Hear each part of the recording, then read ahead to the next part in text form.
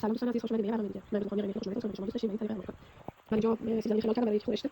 بعد اینجا لیمو داشتم، با پودر هل و دارچین. و اینجا رو سرچوب واسه نمک، اینجا پیاز. و اینجا گوشت داشتم.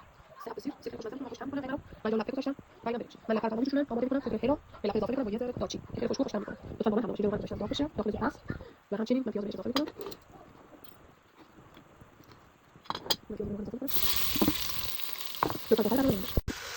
خب دوستان عزیز، در این مرحله گوشت ما قشنگ سرخ شده، خامیش گرفته شده، تن خامیش که من الان بهش موادش رو اضافه میکنم. و من در اینجا لپه رو گذاشتم که جوش بخوره تنها وقتی پخته بشه، بعد به گوشتم اضافه میکنم. و در این مرحله من به گوشتم به چیزم یه ذره دارچین و پودر هل اضافه میکنم که خوشبو میکنه. همچنان گلاب اضافه میکنم بهش. و در اینجا من موادم رو به غذا اضافه میکنم. لطفاً با من همراه باشید. دوستان عزیز، من مواد رو دارم الان بهش آب اضافه میکنم و به مدت نیم ساعت میذاریم بجوشه. و همچنین یه تیکه دارچین رو به گوشتم اضافه میکنم، دارچین و 2 تا لیمون ترش که من سراغ کردم اضافه کردم به گوشتم. خب دوستان عزیز، من اینجا آب اضافه کردم به گوشتم، میذارم به مدت نیم ساعت بجوشه قشنگ تا آماده بشه. و در اینجا هم همچنین برنجم انداختم جوش بخوره آماده بشه. و در اینجا که من لپه رو گذاشتم تنها بجوشه، یکم کف میکنه، کفای روش من میگیرم به خاطر که خوشم میشه. کفاشو باید آدم بگیره.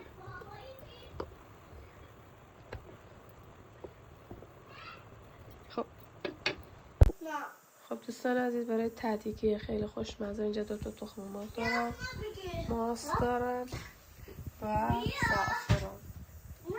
من تخم مرغ رو ریختم و همش میذارم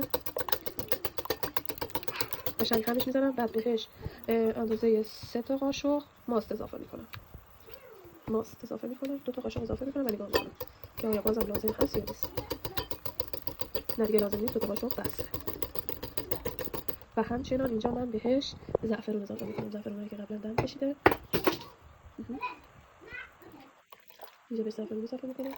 خب و همش میزنیم. در این مرحله که رسید بهش روغن اضافه میکنم، یه ذره روغن مایه. بعدش برنج، 2 قاشق برنج.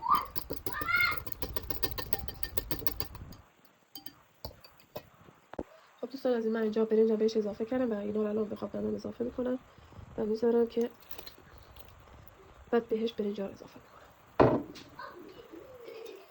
میذارم به خاطر که خیلی رنگش زرد بشه، بعد زرده تخم مرغ یعنی سوا کنیم از هم، فقط زرده باش بذارم. من با هم کردم.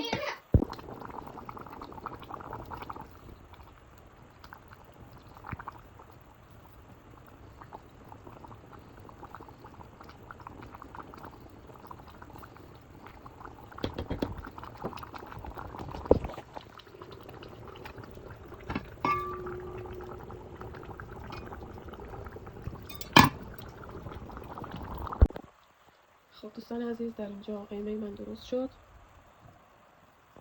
اینجا قیمه که درست کردم تو بازدارتون خیلی خوشمزه میگم که ته‌دیگش یکم بیشتر قهوه‌ای شده ولی خیلی خوشمزه. جای شما دوستان خالی. اینم از قیمه ما.